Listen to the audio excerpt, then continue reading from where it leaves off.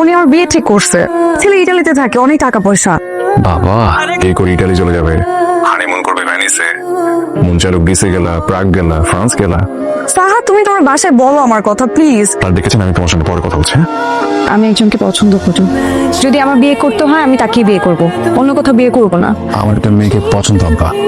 তুই মেয়েকে কি পছন্দ করবি? আমি তো তোর জন্য ছোটবেলা থেকে মেয়ে পছন্দ করে রেখেছি।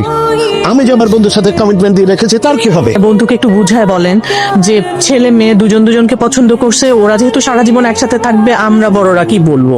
এই তুই যা তো ওই মেয়ের সাথে কথাবার্তা বলবি যে আমরা যাব। মানে মেয়ের বাবা কি করে, ওরা কি অনেক বড় লোক? গুড নিউজ, আব্বা আমাকে তোমার কথা বলেছি, তোমাদের বাসা যাবে, তোমাকে একদম মাইন্ডপুরে নিয়ে আসবে। নেক্সট উইকে তোমার ফ্লাইট। স্যার নেক্সট উইকে আমার একটা ফ্যামিলি প্রোগ্রাম আছে স্যার। কি প্রোগ্রাম? বিয়ে স্যার, আমার বিয়ে। আরে তোমার বিয়ে তো ঠিক করে রেখেছে আমার একমাত্র মেয়ের সঙ্গে, এবং সেই জন্যই তো আমি সমস্ত গ্লোবাল মিটিং করে যে তোমাকে পাঠানোর ডিসিশন নিয়েছি। আমি চাই যে তোমাদের বিয়ের পরে এই কোম্পানির সমস্ত ব্যবসা তুমি রান করো। হে আল্লাহ, রাজত্ব, রাজকন্যা সব একসাথে পাচ্ছি। মেয়েরিনকে কি বলবো?